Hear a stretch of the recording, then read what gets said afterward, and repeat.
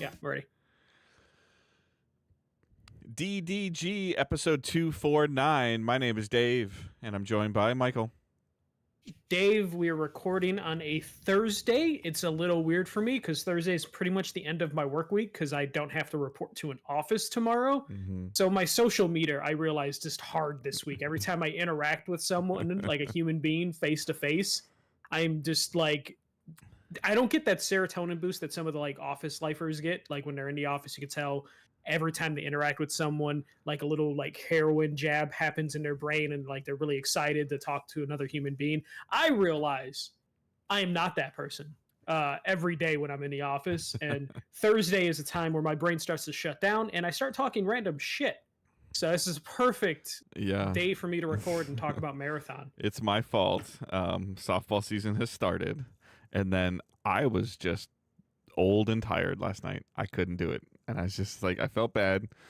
To be fair, I think I messaged you with a decent amount of semi-decent amount of lead 20 time. minutes. Yeah, 20 minutes, 20 including my 5-10 minutes being late. Yeah, usually. so, and I'm like, has he not looked at his phone? I was like, please look. just like, I was rush eating my dinner because I got home late that day, and I'm just like, actually, I gotta finish my food so I go record. And I get down, crack open the Dr. Pepper that I bought for the episode, took a sip from it, opened Discord, and was just like, this man owes me 2 sodas now. And then What's your Venmo? I'll take care of it right now.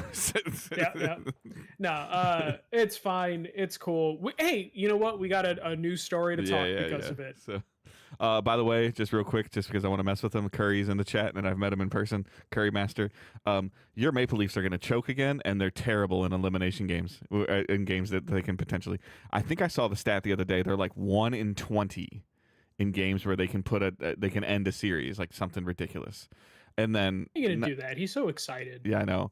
Not to go on a sports tangent either, but did you see? And I know you watch more basketball than I do, but are you? Yeah. With the Bulls being done, are you still like following the playoffs, or are you paying attention? No, yeah, I'm following. Did you the see playoffs. what happened with the Pacers and the Bucks last night? Yeah, with 2 nights ago. The dad. Not even that one. The loss. Oh yeah. I saw a little bit of that, but mostly what I ended up seeing because I don't care about Indiana or Milwaukee. Yeah. So it's one of those things where I watch like the highlights after. But yeah, was it a comeback? It was OT, and it was more than it was. They had a 7-point lead with 40 seconds to go. Yeah. And the team's records, like I love stats. You guys know this about me, analytical numbers, and whether they're right, wrong, or indifferent, I love my numbers. I think ESPN showed something like teams that are losing by 7 points or more with 40 seconds left in the game were 0 and like 1,600. And now they're 1 in 1,600 or something like that. Something absurd. Yeah. I was just like, oh my goodness. Yep. And then I watched, basically when we couldn't record yesterday, I'm like, well, shit, the Laker game is on, and I got to see the Lakers lose, which is always entertaining. Yeah, and Ant Edwards is playing out of his mind. So.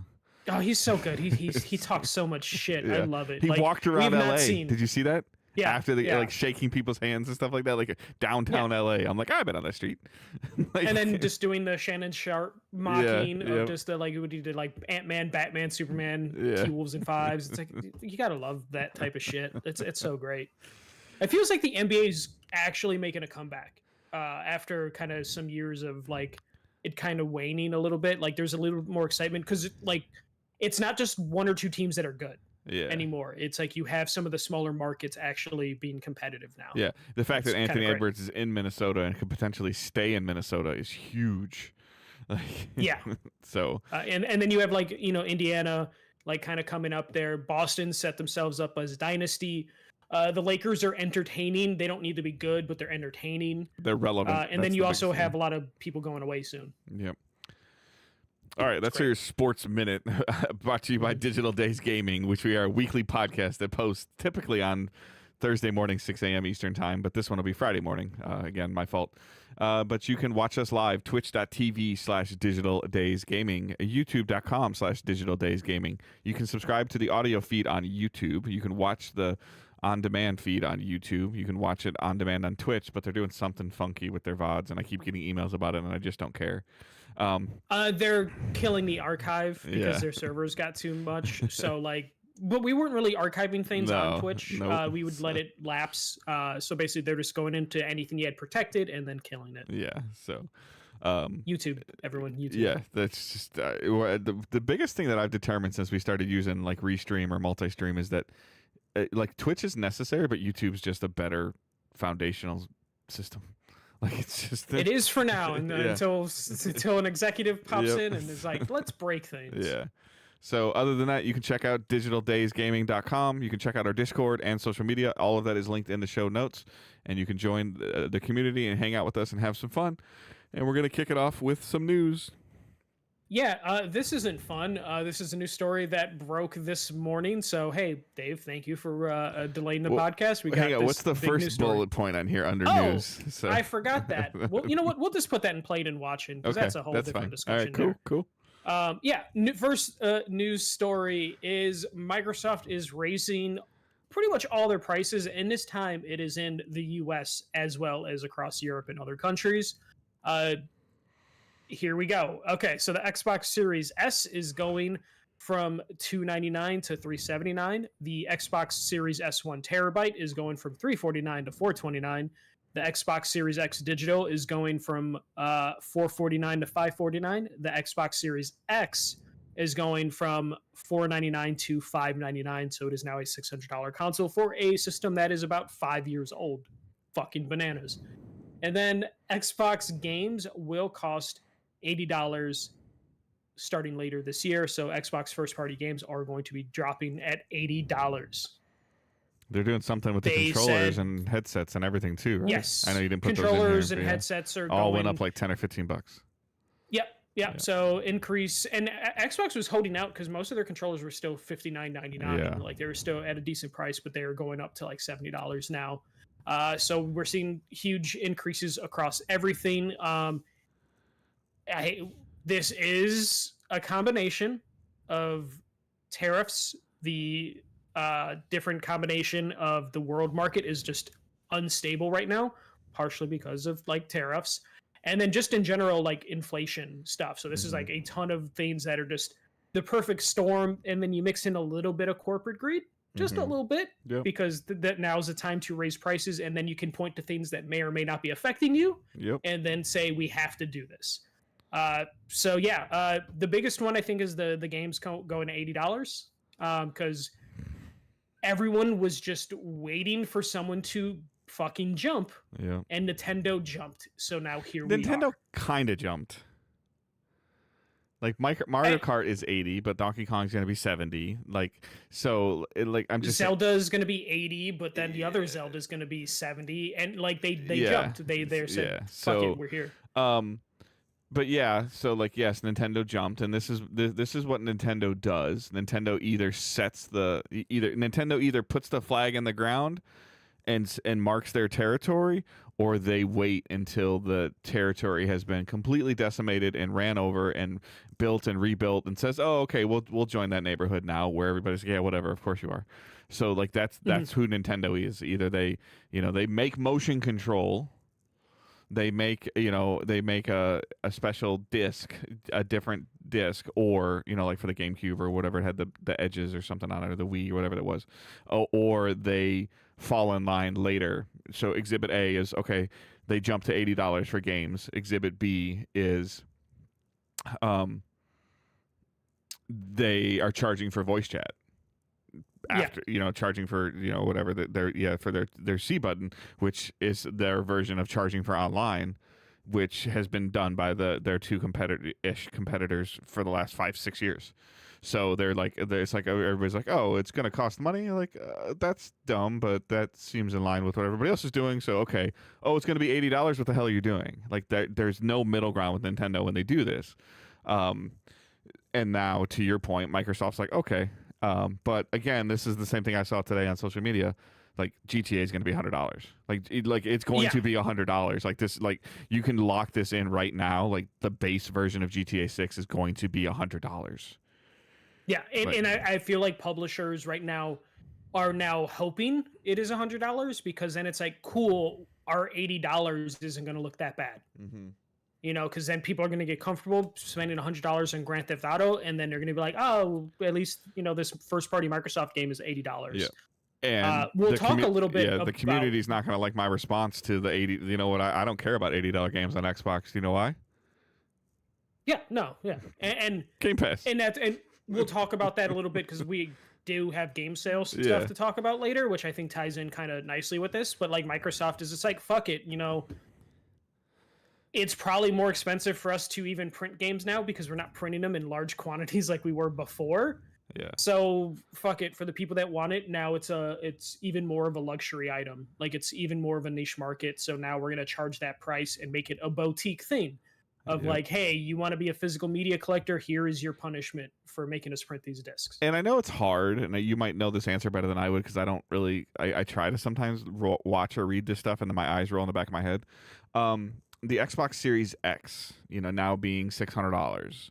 What is it on par with a Pro, PS5 Pro, like in terms of like power and teraflops and what it does? And I know that's really hard. Still going to be more. The Pro's going to cost more, or it's going to give you a better graphics and fidelity and all that crap. Give you better graphics and fidelity. The Pro. Okay. But it costs more, right? The Pro is, it is more expensive. Yeah. And it probably is going to be even more expensive probably within the next couple weeks. Don't say that because I literally was having that conversation with my wife today. I feel like I need to have the conversation with mine about this. Like I need to, because like she's like, well, what is it gonna do? And I'm like, well, it makes the games look prettier. And but I kind of told her, I said, so here's my thought process and here's my fear, and I guess tell me if I'm wrong. This would be the same thing for a Series X. So this is where I'm bouncing stuff around in my head. I barely have turned my PS5 on in the last 6-7 weeks. Okay. I'm sure I've done it for little things here or there, but there's bigger issues with what I want to set up with my entertainment center, et cetera, and all that stuff. But my huge fear is like I'm going to turn this thing on in July and I'm going to hear the poof, like something's going to go. I have a launch day PS5, and then when I want to go buy a Pro, it's going to be $800. Or do I buy the Pro right now and just because I essentially. I need to decide for myself if I'm going to buy a Pro and a better TV right now. And what I mean by right now is like before Memorial Day because, pricing. Yeah. And what I would say to you is the Pro isn't going to get you pumped and excited to play more games because right now there just isn't anything for you in that market. But I'll be pissed at myself if it breaks in October and I got to pay like $800 or $900. I feel like that would be the ultimate push you need to be like, guess what? I'm a PC gamer now because you've been kind of in that PC market for a while. And honestly, but I'll still want to play Interstellar. PlayStation games. Yeah, I guess I can wait like 2 or 3 years. Yeah, I mean, I don't know if I have my ADHD will let me wait, even though I'll be like, oh, I want to buy it, I want to buy it. And, but then it's gonna be like your VR headsets where you like, I bought it, cool. Yeah. Put it on the shelf. It's the same thing. It's the same thing happening with sneakers now. Like, there's sneakers that I'm going after on sneaker apps and raffles and stuff like that. That I'm like, I get them and I'm like, oh, okay, this is cool, and I barely wear them. But then I get disappointed when I don't get something, and I'm like, damn it. I'm the same way with my video game collecting. I just got the orange box on PS3. I'm like, cool, I always wanted this. It's in the kitchen, maybe. I don't know where I put it. Like it's somewhere. I would say though, what you would love is a real OLED TV. I know. Because of sports. I know. Because of gaming.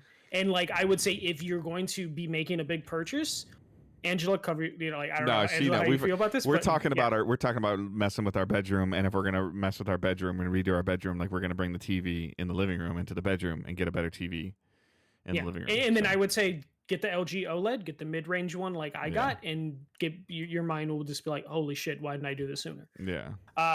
And that's how I feel. Like the OLED, I feel like gave me more life out of my PS5 regular. Okay. Because I'm like, the games look so much better. This feels like I upgraded my console. Yeah. Okay. And there just hasn't been a reason to get a Pro yet. Right. So like that's where I would be for that. But like when it come back to like that FOMO sort of mentality. Well, it's not even a FOMO. It's just like an irritation of like I didn't get it when I. But it is a fear. It is a fear of missing out. So like it's not FOMO in a traditional sense of just like, oh no, other people are having fun. FOVO, it's just like, fear of missing value. Of just like, oh shit.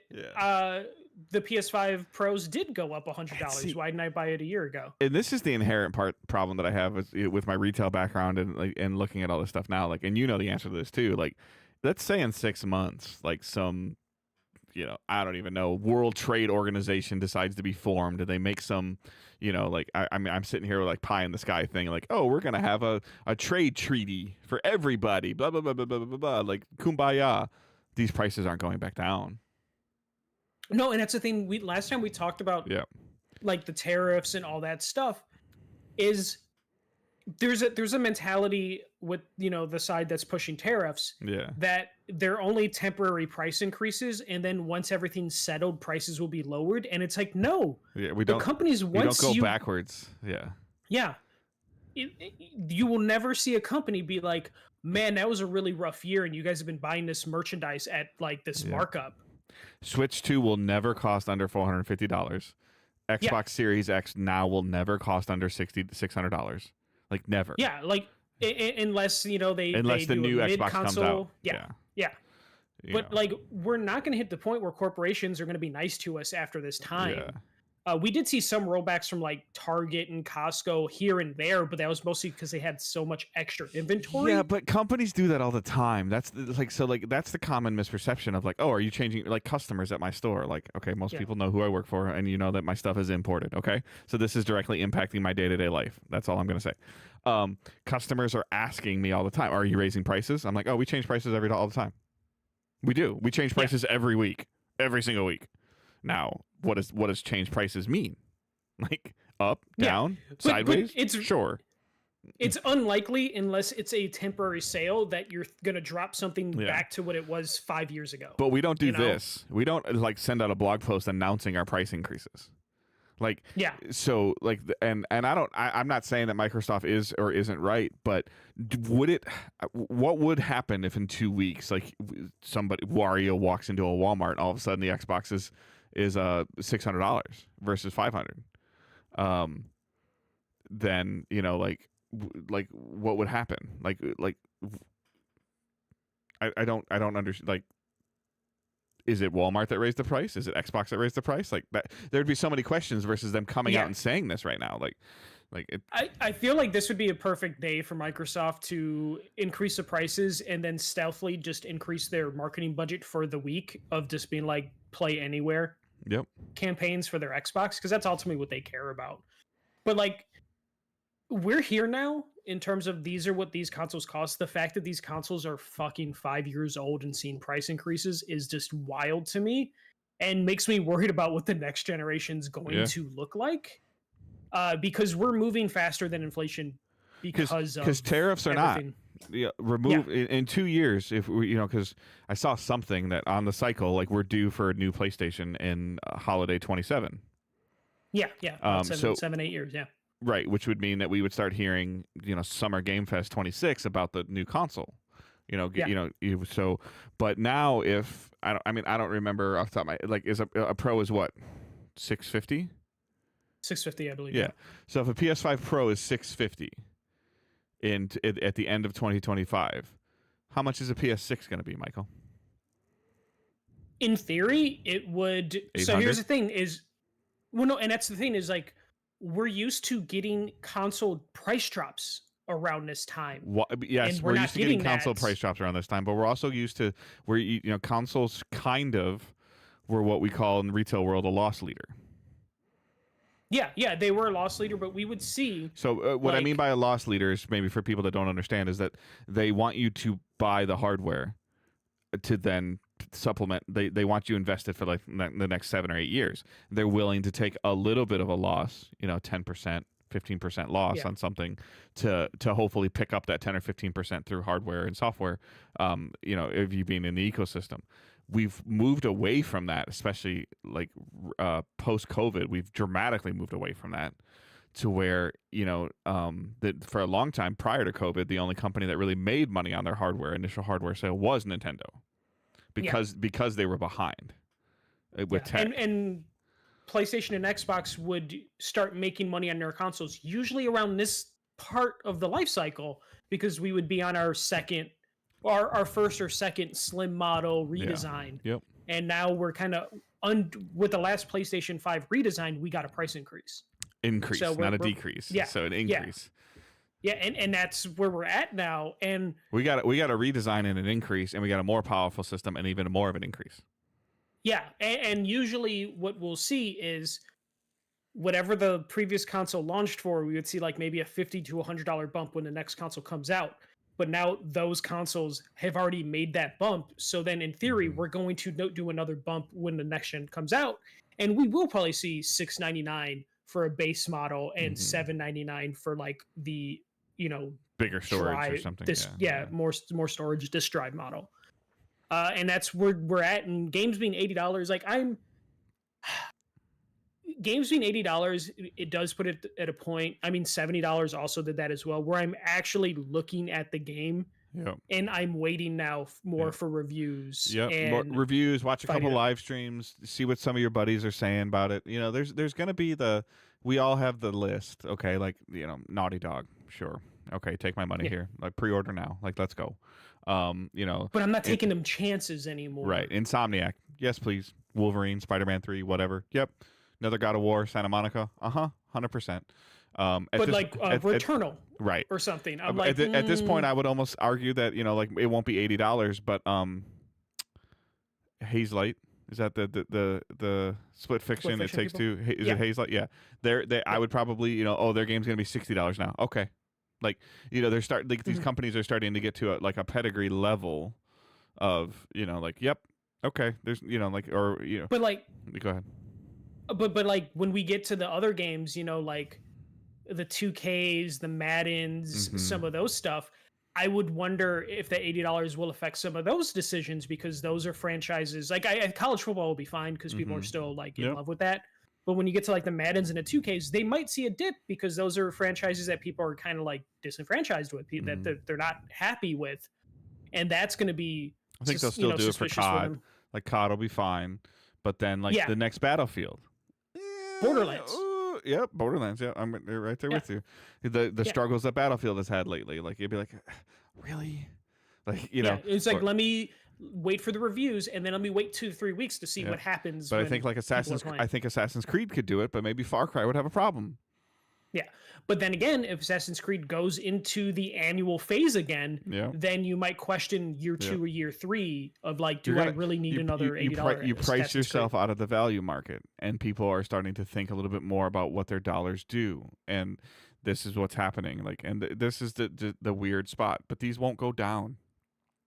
Yeah, this could be an opportunity for those AA games to come back. That's because like $60, Expedition. Yeah, Expedition is a $50 game right now. With these price increases, it would probably be a $60 game, but you could see more value in that game now. Like for me, like I'm not paying $80 or $100 for Darksiders 4. I'll pay $50 or $60 for Darksiders 4. Yeah. And then if you just look at Microsoft's slate I'm of probably games, lying with that. I want a Darksiders 4 really bad, so I'll probably spend that money. But I'm just using them as an example of like your mid-level AA or 2.5A developer.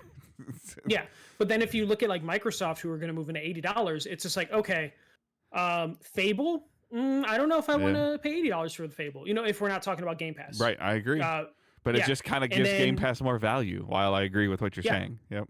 Yeah, but then it's like Forza. Maybe I can see paying $80 for a Forza, maybe, but it's still like iffy because you have to really love sports games. But then it's just like, okay, Halo. If they bring that franchise, it's like you're kind of on a downswing. Gears of War Eviction Day or whatever it's called. I don't know. The last 2 Gears weren't that great. So like Microsoft's in a spot where it's just like you do need to go the Game Pass route because they haven't been consistent. But if you look at Bethesda's part of Microsoft, it'd be like, oh, Dishonored 3. Okay, I could see $80 for that. Doom. Oh, the next Fallout game. Yeah, Doom. Fallout. I can see that. Yeah. But then you want to do another. I can't think of the game's names right now, but you want to do another Nazi game that they've been doing. Wolfenstein. Yeah, like is that an $80 or $100 game? They would probably tell you it is, but you're like, I don't know. I don't know. So it's going to be weird. I think PlayStation, of all the 3 companies that would offer $80 games, PlayStation would probably have the best case for like, this is worth $80. Yeah, absolutely. For a good 3 or 4, but here, let me spin it on you then. Is the next Sony Ben game worth $80 to $100 for you? No, I was gonna say, I was gonna bring up Ben. Yeah. I'm just like, now the Naughty Dog games, 100%. Insomniac game, 100%. Sucker Sony, Punch, 100%. I would say. Okay. Yes. yeah. Okay. Yeah. So let's go. Sucker Punch, Santa Monica, Naughty Dog, Insomniac. Yeah. Everyone else, okay. Yeah. You get a little nervous. I would be like, 60. Is MLB $70? The Show an $80 to $100 game because it's annual? To your point. Yeah, and that's going to be the interesting, and it's annual with a shit ton of microtransactions where they really make their money. So it's and like, ultimately, sure, there's a couple new shiny bells and whistles on it, but it's really you're paying $80 for a roster update. Yeah. It is going to be a weird holiday, and it's going to be confusing because we will see Grand Theft Auto just destroy sales, and it'll be an expensive game. So. NPD reports, and I know NPD is not a thing anymore, but like video game sales data at the end of 2025 will be up. It will be up because it will be up if and when GTA 6 comes out this year. It will be up, but it'll be severely inflated, and then that's what the shareholders and the stockholders are going to look at. Like, well, look, it was fine. We raised prices, and overall software is up. And people are gonna be like, well, you can't remove them from the equation. Volumes down. Yeah, remove them from the equation. Down, yeah, but dollars are up. I don't care. Dollars are up. Yeah. So the consumers are willing to pay the price. We see that. Like, well, are they, or did you just get 75 purchasers instead of 100? But the revenue went up $5. Yeah, I'm gonna be curious. I would say I would give PlayStation maybe a month or two, depending on what their inventory looks like in the U.S. before we get their price increase. Yeah, I need to find somebody. I need to find somebody that has a Pro and just doesn't use it. GameStop might be your best bet. Yeah, but the GameStop refurbished is bad. You know what? Actually, go to a mom and pop video game store in Michigan and get a Pro. Trade in your old one and get Maybe I'll take my original Switch. So. That might be your best bet. All right, we'll move on from there. We're going to talk a little bit about video game sales. We don't usually do this, but it's been an interesting week. So RPGs are thriving. So Oblivion Remake has passed 4 million players according to Bethesda. According to Steam charts, the game reached 170,000 peak players, and the game was a bestseller on the PlayStation Store upon release. It is unknown what the splits of those 4 million are PlayStation, Game Pass, and PC players, but it is doing really well, and it seems like it's exceeding what their expectations were for it, which is why they shadow dropped it, because they didn't know exactly what they were going to get. Not to be outdone, a game I was kind of worried about last week because of Oblivion. Expedition 33 has sold over 1 million copies after 3 days of being on sale. And the launch for this number doesn't include Game Pass downloads / streams because it is a game that is on Game Pass. So it has sold 1 million copies, and it has an unknown amount of people that have played it on Game Pass. On PC, that game has hit 121,000 peak players, so it's doing pretty well on PC, specifically Steam. It's available elsewhere on PC, I believe, so it's not a Steam exclusive, so it is doing pretty well across the board. And this I just bring up just because it's, we got a Western RPG remake, and then we got a JRPG from a French studio doing pretty well for the genre. And EA right now is laying off people and crying at no one wanted to play Dragon Age. And it's like, hey, quality leads to sales, and proper marketing leads to sales. Oblivion was shadow drop, but it was hyped. Yeah, but betas, Expedition had a beta alpha thingy, right? It might have been early access at one point, right. But for the most part, they've been marketing that game so well to streamers and YouTubers. Yep. They put the whole soundtrack on YouTube 3 months ago. Yep. So they've been building hype through marketing, and in a very smart way for a AA studio, because it's a Sandfall game. It's not a big publisher. So they just went for that market, and that market opened their wallets up for it, and has helped that it was a $50 game as well. Yeah. But yeah, we don't know how well it's doing on Game Pass. Oblivion might have overshadowed it most likely during the Game Pass launch, but it is doing pretty well. They got that guaranteed Game Pass money on top of selling 1 million copies of the game. Yeah, so they're that studio's just kind of like loving it right now. Like reviews are good. The Metacritic score was phenomenal for this game, Expedition 33. Yeah. So it's it's on the list for me, but I mean I don't know if it's going to be my thing or not. But again, like there's value propositions in there of where it is. Hopefully they say something in a couple weeks about how many players have played, and we can start to try to do some backwards math on it. But good for these studios, like especially these new IPs and things. So yeah, and it seems like when it comes to Expedition 33, it is doing for JRPGs what like Baldur's Gate 3 did for CRPGs. Yep. And it's now made a studio. The studio now has everyone's attention. Of just like what else can you do, because this was phenomenal, and I'll talk a little bit about that about what I'm playing later. But good for that. RPGs are thriving, and it's the middle of May just started, so good for them. One more thing about game sales: Indiana Jones is selling faster on PS5 than it did on PC and Xbox.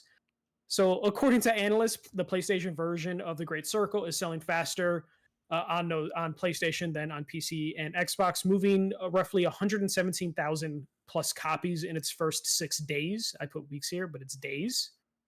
The Steam numbers or the Steam sales in that same time frame, Steam was selling about 91,000 copies, so it is like a decent increase in comparing that same window. Currently, it's estimated that it sells roughly like 300,000 copies on Steam, and PlayStation is on pace to pass that number like pretty significantly when it's all said and done. Xbox sales are unknown, but Microsoft did say back in January that 4 million people experienced Indiana Jones. So kind of shows you what Indiana Jones is doing. Dave, the idea that it's selling faster on PlayStation probably isn't surprising, but seeing like an actual number of what that means, what does that do for you? There's so many contributing factors into this. I would argue that PlayStation's marketing team for this game was better than Xbox's. And so like that's a little weird. And as well as whether you 6 and 1, half dozen another, chicken before the egg argument, whatever you want to call it. Releasing the game on PC and Xbox in December versus releasing it in April are two completely different things in terms of when people could potentially be buying stuff for themselves versus for others, since this was like December 8th or December 10th, I believe, some early to mid-December, I think. And then the fact of the matter that it came out, and I'm not, at least in the United States, on tax day, since like when anybody's going to have a little bit of extra disposable income in their wallet anyways, typically. But yeah, you can manipulate and move stats any way you want. I think both you and I said that this game is going to sell better on the platform that has more hardware numbers on it. I don't think that the Indiana Jones player, the Indiana Jones fan, and I might get pitchforked for this, is playing on PC. Like if somebody is that big of an Indiana Jones fan, that big of one, they're probably a little older than I am, and they're probably not playing on a PC because they don't want to mess with the minutia that is a PC. Or they've always been playing on PC for the last 15 years and they're fine with it, and they just don't like Indiana Jones. Yeah, and there's also a chance that you did have some people that do, they were interested in it, but they're like, okay, so how do I do Game Pass? So what subscription do I need for this? I agree. And then it's just like, fuck it, I'll just buy it on PlayStation. It also comes down to the money. Do they even have an Xbox? Probably not. And then they, that's when Microsoft is like, hey, we have Xbox Play Anywhere thing, and then they're like, okay, does my TV do it? Yeah. Oh no, I don't have the model TV that does it. Yeah. Oh, but I could do it on my PC. But like, what do I got? I got to subscribe to something, and then it just. Hey, honey, we got to go buy the kids Christmas gifts. Okay, let's go. And then they move on, and then April comes around, and it's put back in front of their face again, and they have the money because they're not buying Christmas gifts. Like and then the Game Awards pops up, and then it's like, oh, it's actually coming to PlayStation. Oh wait, because I think that's where they announced it. Yeah. This isn't too surprising, though I do like seeing some like rough numbers for like, I agree, first couple days of launch. How they dug these numbers out, I don't know. Analysts just have access to different things. Just seeing where it's going at, and then the fact that it will probably pass PC numbers. And then if you're Microsoft, you're probably like, say it does pass Steam sales and it gets over 300K and it just kind of stops there. Microsoft is still probably like, actually, this was successful. We had 4 million people play it through Game Pass, and then also we made a couple 100,000 copies sold on PlayStation, Mm-hmm. and it's probably a win for them because of that. Agreed. All right, now let's get to some bummer news real quick. So Respawn Games hit with layoffs and cancellations. So EA has laid off over 100 developers at Respawn, on top of I think 600 additional people at EA overall. The Respawn cancellations led to, or the Respawn layoffs led to cancellation of 2 games that were in development, including a Titanfall extraction shooter, and the other one was an unannounced Star Wars game being helmed by the Medal of Honor co-creator. Titanfall was being worked on, but it was going to be an extraction shooter. Sounds like it was pretty early in development, so it was probably an easy cancel for EA at that point. And now Respawn is just going to focus on Apex Legends, which I feel like is waning their ability because it's not going well, and also Star Wars Jedi Survivor, because that is a franchise for them. A lot of layoffs this week. You know, there's a couple, right? Polygon had layoffs. Giant Bomb had some firings. A lot of stuff going on. But Respawn, which was EA's golden goose, isn't doing too well. Do you think? I understand it was early in development.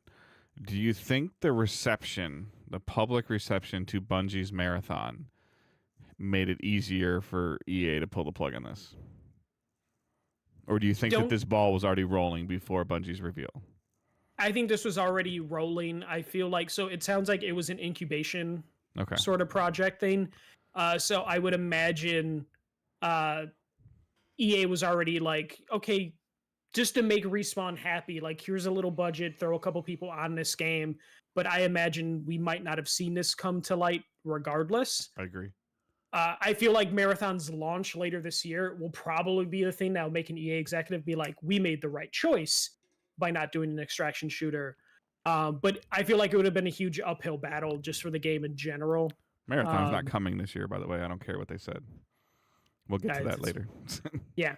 This just sucks. It sounds like Respawn is, one of those studios that EA is like, hey, you're big enough to have incubation projects that either can go somewhere or can go nowhere. And then also, hey, work on our big stuff. But it feels like EA has done what they always do with companies that they acquire. And that's just kind of sucked the life out of them. Like once they get like one established franchise. And now they're just turned them into like the Star Wars studio, which is kind of a bummer, despite how good those games are. Hearing an extraction shooter in the Titanfall universe just was really depressing, because that just sounds like, especially after playing the extraction shooter Marathon this week, that just sounded like the worst decision to do with Titanfall, especially after Titanfall 2 being one of the greatest shooters of all time. The idea that franchise was just put away for a battle royale game, and just, Star Wars is just such a bummer. Dave looks like he's in research mode. I see some windows passing by. No, I'm doing some. I'm trying to keep track of this Pistons game. Yeah. That's Respawn. So hopefully those people will be able to find new work. Yeah. And we'll see what happens with them. This is the part that sucks. Like I have a vague memory of like Respawn or EA saying, "Oh, we're not done with the Titanfall world yet. It's okay. Like relax. We're not doing Titanfall 3, but we're not done with the Titanfall universe. We got you." Like, really? Is this what you is this your we got you game? Like, like now what happens, like so the idea that like EA is like, okay, it's the monkey paw. It's the like, hey, you can make a new Titanfall game, but it's got to be an extraction shooter. And that decision was probably made years ago when extraction shooters were big. And like, Dave, when was the last good extraction shooter? On console? Or there hasn't been. Yeah, exactly. Rainbow Six, I guess. Is that extraction? No, that's not. That's tactical. Yeah. I was thinking of the Rainbow Six game that was all right, here we go. You want to know the last good extraction shooter on console? Rainbow Six. The Division 2. Vegas. The Division 2. There we go. The Dark Zone of Division 2. Yeah. So the idea that like, hey, you can make a new Titanfall game, but it has to be this thing because Tarkov the extraction shooter that everyone Yes, likes? I forget. yes, yes. Yeah. Just the fact that they're all chasing that, but no one's been able to do it on console is just like, okay, Yep. whatever. All right. Last bit of news. We have some game release dates. Sucker Punch Ghost of Yotai is releasing October 2nd. And then Borderlands 4, which Pause. had a Hang state on. of play. Pause, please. Yeah. Why are we in a world where Sony releases release dates on trailers? What do you mean? Like, why? Like, give it its own little state of play. Give it a 10-minute state of play. Like, why was this on a YouTube video at 7:00 in the morning? Because pre-orders had to go out for collector's editions, and that's how they wanted to do it. Which I agree, it's silly. This should Yeah, be like, just like we're a month how? away from what would have been their Border. you know, I'll tie this together. But Borderlands 4 gets a 25-minute state of play. But the next Ghost of Tsushima, Ghost of Yoti game, Yotai, I'm sorry, gets a 7 a.m. Eastern time trailer on YouTube with a date at the end. Yeah, which I had to like scroll to see the video because it was like pre-order this, pre-order that, pre-order the 4 versions of the game. Yeah. No, it's weird. I don't understand PlayStation marketing anymore. Make it make Like, sense.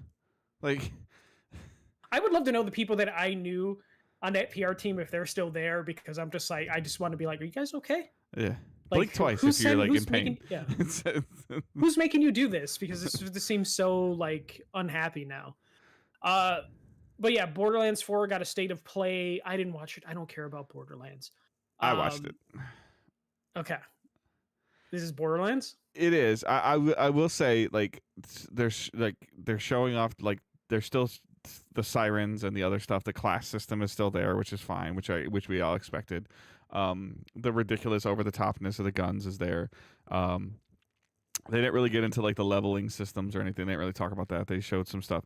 The part that's a little intriguing to me, and I don't like, you've played some Borderlands, right? I played the hell out of the first one, Yeah. and then I'm trying to like, I don't have any like vivid memories, positive or negative, of Borderlands. I'll probably get this game depending on where my friends are with playing and if they're willing to wait for me or play with me or whatnot. It's just, and like, this is just a thing with me lately. It looked a lot brighter to me. Like, it looked like it was going to be a little bit more vivid environments, more stuff during the daytime. Less, I guess the best way, less brown and red. Does that make sense? Yeah, I mean, if you think back to like Borderlands 3 all the way up to the pre-sequel, those are PS3 games, and generally the PS3 just ran things darker just because you had to put a little scale. It just looked like it had a little bit more pop to it to me, and like, that's something I've been noticing a little bit more. I think it's something I really like about Split Fiction. Split Fiction is very bright most of the time. Even when you're in dark areas, it's still got some vividness to it, and like, that was the part that was a little just a little bit interesting to me, just to see that full crossplay, across multiple platforms and everything like that, like you're expecting now. It looks more Borderlands. Like, my number one concern about Borderlands 4 since the announcement is that it's going to run on Switch 2. Like, that's like my number one concern, because typically you have to develop to the lowest common denominator, and your lowest common denominator is going to be Switch 2, and I think it could potentially hold back high-end stuff for console and for PC. Yeah. And Switch 2 is a PS4 Pro, basically. So you'd basically be going down there. Right. The big thing that came out of that is the release date was actually moved forward. So it was September 23rd. Now it's September 12th. That immediately forced Take-Two to come out and be like, we are publishing this game, and we moved the release date up, and it has nothing to do with Grand Theft Auto's eventual release this year. This was just, we had so much confidence in this game, we decided to release it 2 weeks early. Which most likely means, which probably means Grand Theft Auto is probably coming out within a month of Borderlands' original release date. Which is funny that Sony then is just like, yep, Sucker Punch, October 2nd, to where like Sony's just like, we don't care what happens with Grand Theft Auto. We're confident in our game. But I imagine PlayStation's big enough that they can talk to Rockstar and 2K, Take-Two, being like, "Hey, we're your biggest platform, person. When is this shit coming out?" Like, when can we put our game out? They know already. Yeah. So this, I would imagine, be a month away from Borderlands 4 and maybe a couple weeks away from Ghost of Yotei as we start to like narrow down a date. I think the biggest tell would be like if we get a Call of Duty release date during the Summer Game Fest. Yeah, so that I'm leaning more towards GTA towards Election Day. Like What's November, like the first Tuesday of November. Oh, okay. I was like, there's no elections this year, right? No, but Election Day. Okay. Yeah. Okay. Yeah. Like November 7th or something like that, 4th through the 7th, I think. Because to your point, like, PlayStation didn't release Ghost of Yotei in a vacuum. Like they know, like they know the window at least. They're like, give us a couple weeks. Two different player base, Mm-hmm. But knowing, like to your point, knowing that whenever like diehard Ghost fans are gonna buy it and beat it in a week, you know, and then the slow burn of Ghost fans will get it for Christmas, and by then they've already had GTA and they maybe are waning on playing GTA Christmas and post Christmas. Maybe they'll release a Legends mode like they did for the first one, like 6 months to a year later. So I we'll once we find out Call of Duty's release date, then it's probably gonna we'll be able to figure out what Grand Theft Auto is doing, and Grand Theft Auto we probably won't get a release date till August, right? In terms of I'm starting to agree with you as much as I hate it and pains me. But if we see COD like mid-October, because they're usually first week of November, correct? So yeah, if they get out of the way of November, then it's like, oh shit, okay, here we go. Yeah. And we're gonna probably have to play Grand Theft Auto, and I have no interest in Grand Theft Auto anymore. I know. I'll probably do it. So. Yeah. I will too. But we'll see. But yeah, that's all I had for news this week. All right, so playing and watching for me is again very short. Baseball, soft physical, like I played a softball tournament on Saturday. I played my regular stuff on Tuesday, my league ball stuff. I've got 2 other leagues starting, so I'm trying to balance a little bit of this stuff along with some craziness that are going on at work. As well as just, Angela's graduating with her master's this week. My daughter's coming into town, getting ready to do something for my dad for his memorial for his birthday up north at the end of May. There's just a lot of 41, almost 42-year-old adulting going on for me, with, Mother's Day coming up and all these other stuff. So I've been watching some playoff basketball. Haven't really, Angela and I haven't even really gone to the movies or anything like that. So there's just either I'm at home and she's not, or she's at home and I'm not. And there's a lot of just moving parts going on right now that are causing some of this. However, we were able to secure a Switch 2 pre-order. I did get it on Walmart. Yeah, it was Walmart. It took me over an hour to secure one. So I don't know if this was purposeful, because like Best Buys came out like later, like 12:20, 12:25, 12:30, I feel like. I don't know if what they were doing was purposeful to like maybe hope that I don't know enough about this to hope that you could time the bot out. It seemed a lot of fail safes broke that night for websites, so it's kind of hard to tell. I think I got mine through Best Buy. I have to check that.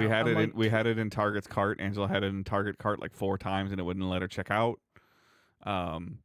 Now we have like on one of our Walmart credit cards, we have like a $550 pending transaction that's affecting our overall balance, but we haven't been charged for it. And she's like, this is just going to sit here until, and I'm like, she said today, she's like, this is going to sit here for 6 months. I'm like, no, it comes out in 6 weeks, yeah.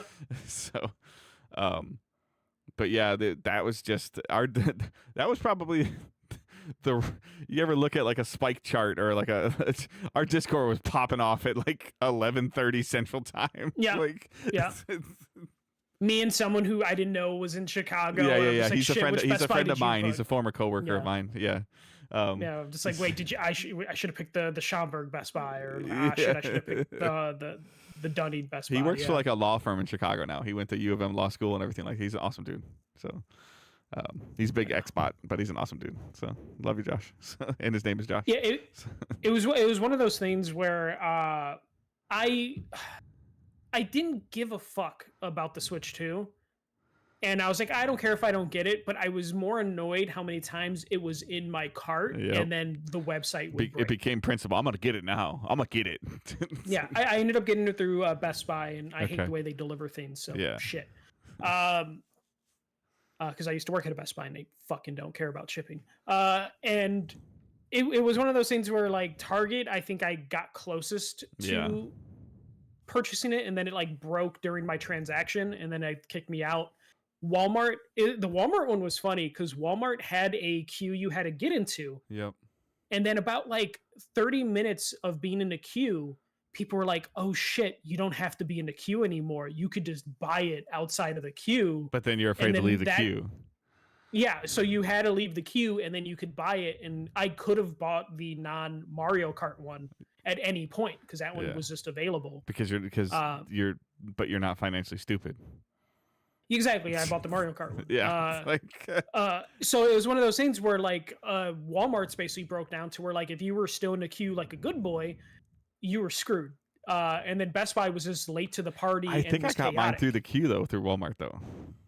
That's funny though, because at a certain point they were just like, I did, get out of the queue. Yeah, like it was the only time I really liked that. Like it was one of the first nights I really liked Blue Sky, like the social media platform, because I don't have a bunch of follow stuff on there right now, like because I'm still like figuring that out. So it's very small window of like like a couple other people, but especially at that time of night, it was just Wario.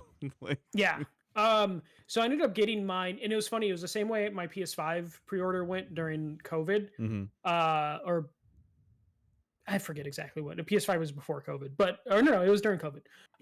It was one of those things where I had already given up, and I'm just like, oh fuck it, I'm just gonna go to bed because it was like 12:30. It's been an hour and a half of trying to pre-order this thing, and then like as I'm going upstairs to go to bed and brush my teeth, I just go to the Best Buy carpet, and it's like, oh, you're in line now. You're good to go. You've made it to the end of the queue. Do you want the console? And then I was like, guess I'm fucking buying it. Yeah. And I'm glad I did, because after seeing Microsoft's price increase, the Switch 2 is going to increase as soon as the release date's finished and people get their shit the first week. That's FOMO your wallet, bro. No, 100%. Yeah. And then when the price does increase in like July, never going back down. Never going back down. Yeah. Even if everything goes away and they can get a crazy profit on their system, they're not going to. Because then they're going to be like, that would be unfair to the people that did pay this high price. But hey, maybe we'll get a free game out of it. Maybe there'll be like the 3DS, like, we're sorry bundle. So I did get my Switch too. Did you do anything else? No, I mean, I hit well in real life softball. Like, I'm for 41. I mean, I put up 230-foot shot over the fence. I mean, Okay. Good for you. Good for you. I feel like I need Tommy John surgery now, but like tis the season. So I played Rivals, but whatever. I played Expedition 33. So that is the JRPG by French studio. So turn-based action game. Turn-based has never been my jam, but this is a really good turn-based game. They have a really nice parry system. They have a good dodge system. And there's just a style to this game that like leads to one of the best like opening scenes in a video game that I've played in a really long time, because just instantly you're just taken to this world of this crazy distorted world where basically like there's someone on an island that writes a number. Anyone on that number at the end of anyone who's the same age as that number at the end of the year will die. And they send an expedition team every year to try and stop that person or monster or whatever it is, and do their best so they can save their people. They're down to age 33, so they've been doing this for about 65 years, I believe is what they said, of just having their generations die at that age. And just instantly when you're in this world, it's got an amazing soundtrack. The cutscenes look great. There's just a general style, aesthetic, from the character designs to like the world design, that this kind of like grabs you and doesn't want to let you go. And I haven't finished the game, but it is only 30 hours. which is great to hear Yeah. for a RPG, Only especially 30 hours. when you hear about like, Yeah, I especially got like you. this is like modeled after like JRPGs, and you hear about some of those like Phantasmo. I forget what that one game is called that was really good. But it's like 100-hour game, and then like the Persona games are 100-hour games. So this being like a 30-hour game that's $50. This game is really good. This is going to probably be on my short list of like game of the year, unless the ending falls apart. But I don't really see that coming. But beautiful character design, fantastic soundtrack. This is clicking everything that I wanted to click. The only thing I don't have is time. Yeah. To like dive into it. Would I like this game? You used to play turn-based stuff during the PS1 era. Yeah. And like I played Sea of Stars. I really enjoyed Sea of Stars. Yeah, so like I feel like this would be a good game for you to play and Angela to watch. Okay. Because I feel like the characters, the writing is entertaining enough for someone else to sit there and watch. Yeah, she's watched me play like an entire Tales of Symphonia game before. Yeah, so I feel like this actually would be, especially like if you don't really want to deal with like the parrying and like the dodge stuff, drop it down to easy, put it in story mode, and just enjoy the ride. And at $50, 30 hours, it's a manageable game. So I actually do recommend this for like, this is like Dave approved in terms of like, hey, you're and for not the record, getting if you into haven't listened recently, there's some games that Michael's like, Dave, no. Yeah. Dave wanted to get Baldur's Gate 3, and I'm like, Dave, as soon as you got to fuck the bear, you're pieced out. So yeah, no, I actually think you would be into this, and I think it's also a good game to just have someone watch as well. It's on Game Pass. Yeah, it's on Game Pass, so it's like it doesn't hurt to try. I bought it on PlayStation just because I wanted to play it on PlayStation. So the next thing that I got is Marathon. I got into the alpha. Who knew the person who doesn't like Bungie games would get into the alpha? I did not, but I also doesn't sound like I missed much. No, so yeah, this is Bungie's extraction shooter. Fuck, Dave, just ask me questions because like I just like. All right, so I guess first off, how does the shooting feel? All right, so shooting feels good. The sensitivity is a little slow. Like I feel like it is a little slower than Destiny. Okay. So you can tweak the sensitivity and get it a little snappier, but it is slower moving than I would say usual Bungie games are. But still feels good. How do you feel about time to kill? Time to kill, so they do a good job of throwing NPC enemies at you pretty frequently. Like if you're idle for too long, you'll get like enemies incoming announcement. So you can at least get like some action. The time to run into other players, that's where it's a little bit of a drag. I've been playing with my team on Phil because I've been playing solo because I don't know a lot of people that got into the alpha. Yeah. So I've been having to strangers get into my squad. So I'm at least interacting with them, pinning stuff, trying to like grab as many items as possible. But the amount of action isn't really there. Okay. So yeah, a little slow, not a lot of action. I hear the enemy AI is a little overtuned. Some of the bigger ones are like they have different like character classes that the enemies have. Some of them aren't too bad. When you do run into like a group of them of like 5 or 6, you can end up dead really fast. But they're not the smartest AI.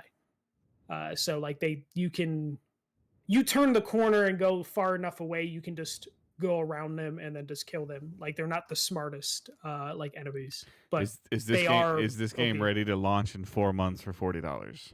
Fuck no. So this game is like, again, the shooting feels good because it's Bungie. They need to do some things to tweak it here and there, but it was fucking boring. Yeah. And like I don't keep in mind, folks, Michael's like if really thoroughly enjoys Marvel Rivals, really enjoyed the finals for 3-4 months. I feel like he was playing the finals for a long time. Avid Overwatch player, tries to be a good Overwatch 2 player, but it's kind of lost its thing. But like this 8-year window of this competitive esport kind of shooting thing, like this is Michael's wheelhouse, not mine, from the competitive standpoint. But what I'm seeing, what I saw from the Marathon reveal, what I've seen from a couple of live streams, what I've seen from just a little bit of chatter from what I'm hearing, which is a little bit of chatter from my Destiny fans, are like, no, I'm tapping out. Yeah. And So like the world design is interesting. It's a cool looking world, but I would say when you're in the map, there's barely any music. There's maybe some music here and there, but it's Does very Rivals quiet. in the finals have music? Yeah, there's background noise and Okay. stuff like I that. just know a lot of people like to hear the things that are happening. No, no, and like you mostly don't hear background music and stuff like that, and like Rivals and some of those things, but you hear something. Yeah, I got you. Uh, Ambient noise.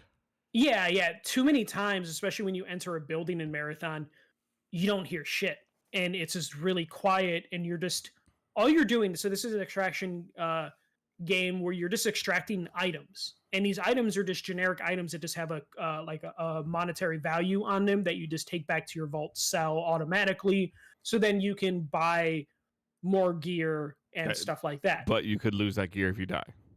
Yes, and I did die just to see what would happen, and Yeah. you legit anything that is on you, you will lose. So early on, I got into a firefight, and I'm just like, actually, I want to see what happens. So I just kind of stood in front of someone and then had them kill me. The next game I loaded up, I realized I didn't have anything in my vault because you have like a vault you can store stuff. If it's good. I only had a pistol in the vault, so then I'm like, fuck, and I didn't have ammo for it. So it was just like, oh shit. The next game I loaded into, I have a pistol, no ammo. I need to go run and start scavenging right away and hope I find a gun, find something. Luckily, I was able to find something relatively quickly, but like that, like if you have something that is a very prized possession of you, like this is my favorite gun to go do stuff, and you lose it, I can see that being a fucking just demoralizing situation for a game that you possibly spent like $40, $50 on, however much it's going to cost, to where it's going to feel like a pain, and then you're going to possibly be hoarding some of your favorite weapons for no reason, depending on how many different weapons there are in the game, which, as Dave has told me over the years, Bungie's really good at making like cool weapons that you want to keep. So hopefully there is a shit ton of weapons that will both make you attached to them, but also not too attached, because there's always going to be something better out there that you can find.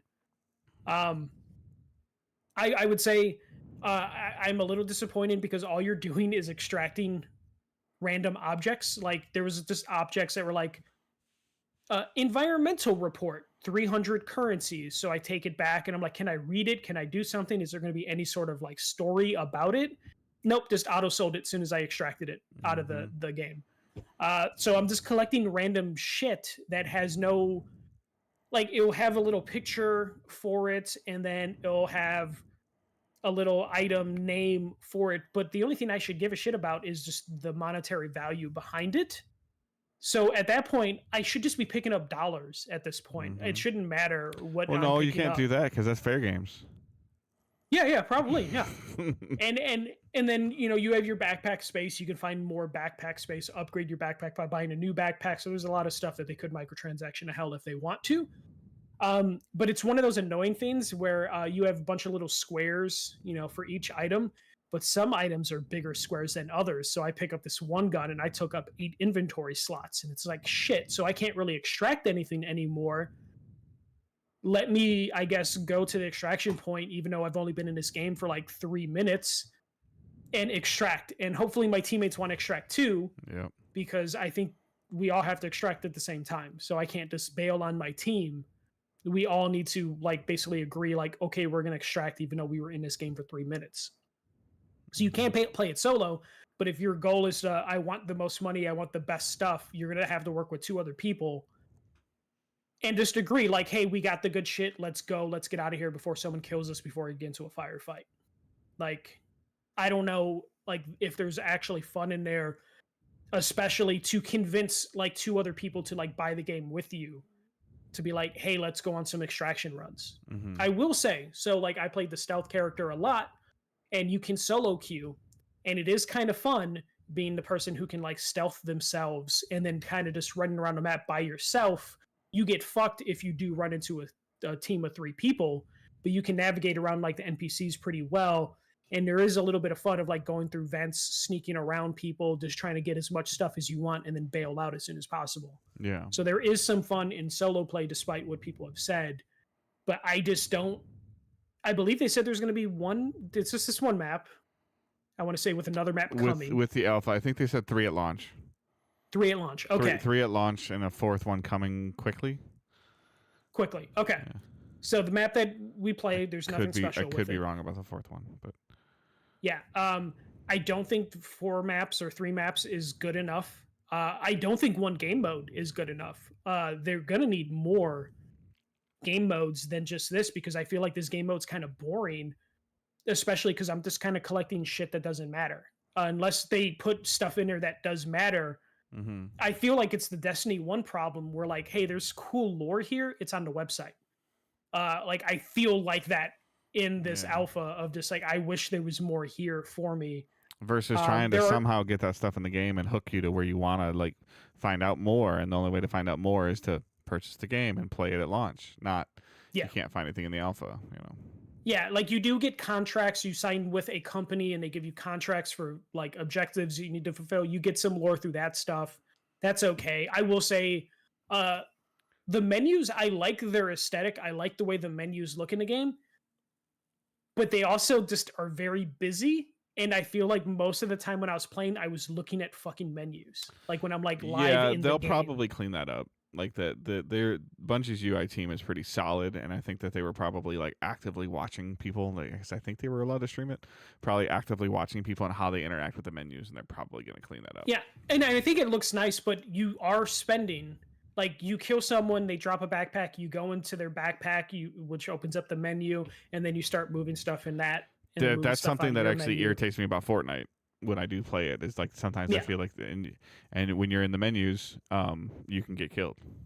But Fortnite is fucking snappier with the menus than what this is. If you know what you're doing. Marathon. Yeah.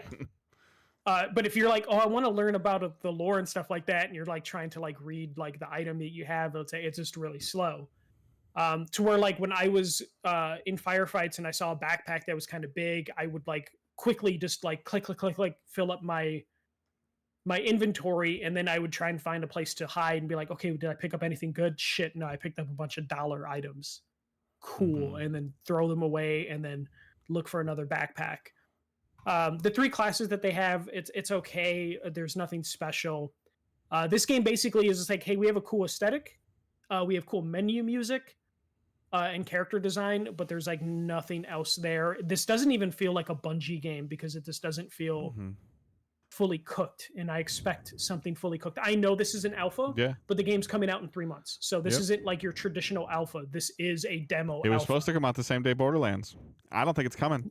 Like if if Sony knows GTA is coming, and then now you're gonna get the alpha data, like they're gonna like look at streamers and content and stuff like that. I think if Sony has decent control over this Bungie board, you got this has February 2026 written all over it.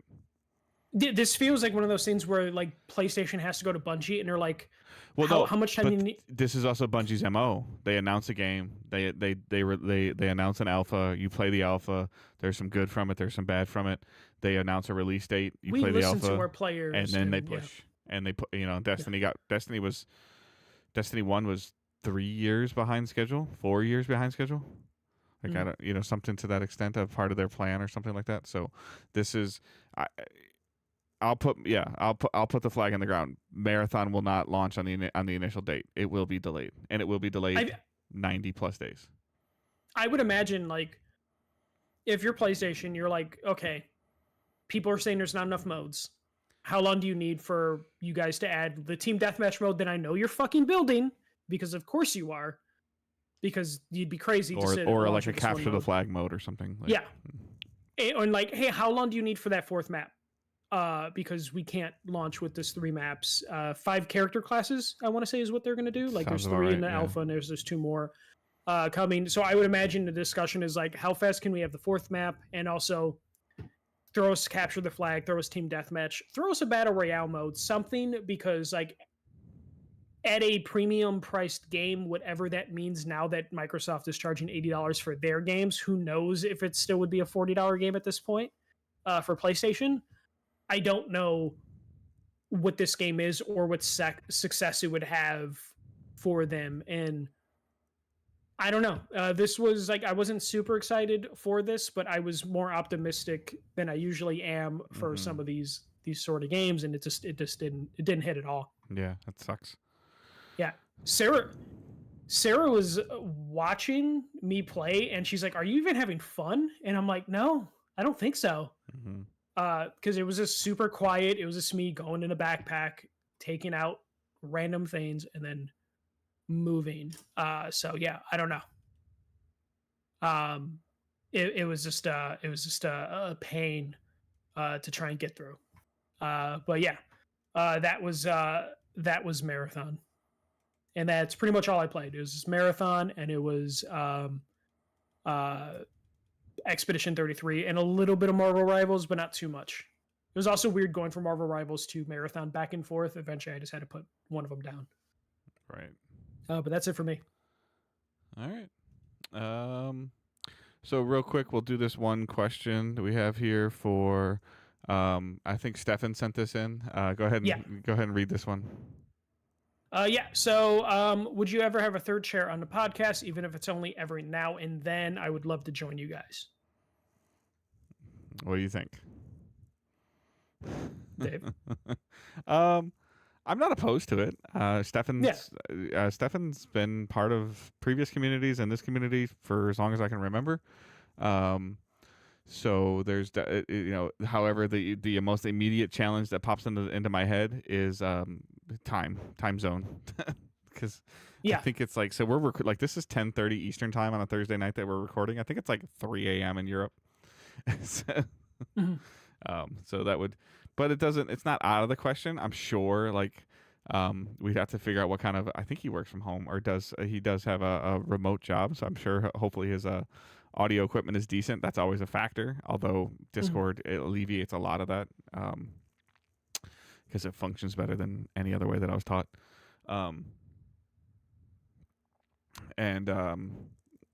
So there's not an opposition to that as well, but I'm sure like there's going to be a situation. Michael's missed, a week, or I've missed a week, and maybe sometimes we want to record, and we could always like kind of figure that out. So yeah, I'm genuinely opposed to it.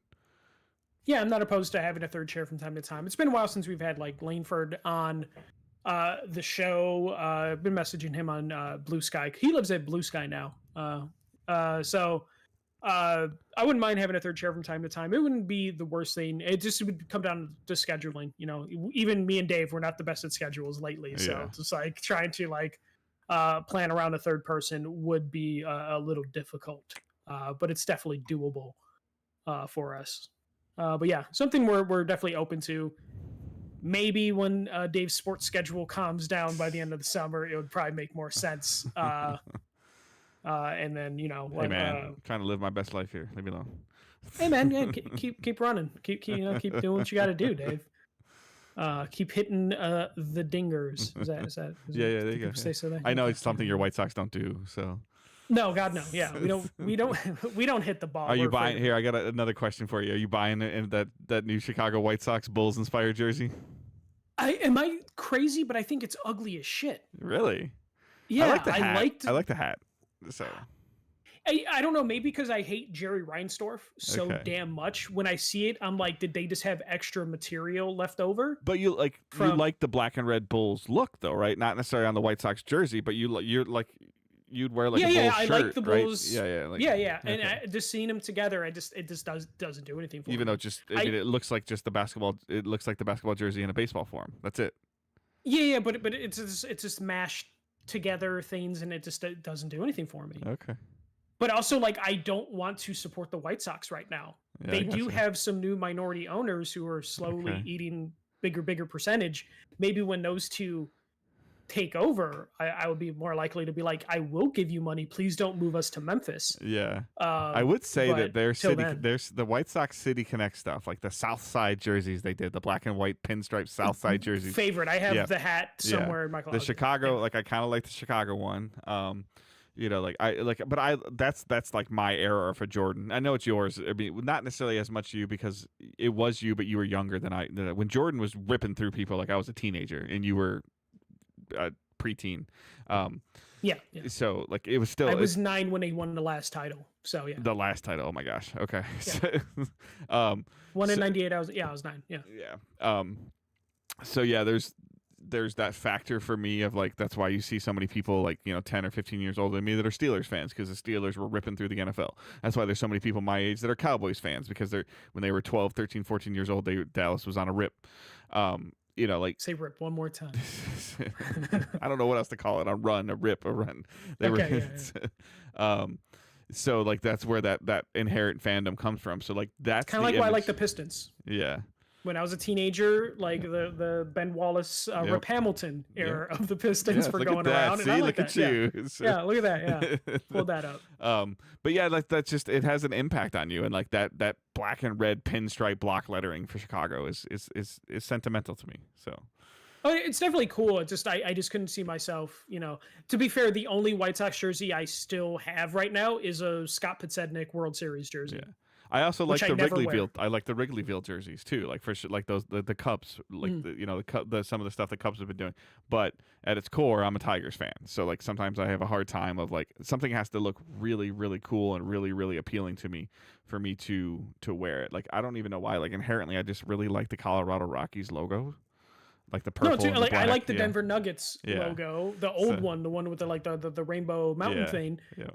I can't wear it though because it's just like like I have a D Wade Miami Vice Heat jersey. Yep. Because I bought it in like high school, but like I'm just like I'm not gonna ever wear it. You know, I have a LeBron Cleveland. Yeah, I mean I have a Griffey jersey hanging behind me here. I don't wear it. But he's the OG. Like that. That's Griffey for our generation was a god. So it's like he's okay. You can have that. So. Which one is it? I'm seeing green vision. Is it? It's gray. Mariners? It's the Mariners. It's the gray and navy and teal. So okay. So I think my son bought it for me for my birthday or Father's Day a couple years ago, and he's like, "Oh, I bought that for you to wear." I should have got a Griffey Sox jersey just for that 6 months he was. Oh yeah. I have Griffey cleats now. Like that's what I actually play softball in, some Griffey cleats. So some retro Griffey cleats. So. All right, that is our show for this week. So you can follow us on social media at Digital Days Pod. You can follow Michael at The First MJC. You can follow myself at Good Dave Hunt. Facebook group, Discord server are all linked in the show notes. Patreon is linked in the show notes as well. I hope everyone has a fantastic week, and we will talk to you guys later. Keep moving forward. Don't be a dick. See ya. And Pistons lost. Yep, they lost. I went to check right away. Brunson did something nasty with like 20 seconds or 10 seconds left. So New York's one of those teams, though, because Tibbs plays them to the bone. The longer the playoffs go, the more unlikely they are to win. They're going to get swept by Boston. Yeah. And they're going to look dead tired by like game 3. Because the Pistons kicked their crack. I mean, that series could have gone either way. Any team could have won any game. Like that's the... Yeah. Yeah. All right. Those of you that are hanging out on YouTube or on Twitch, appreciate you chilling in the chat, and we will talk to you all later. I was like, is there one more game tonight? Yes.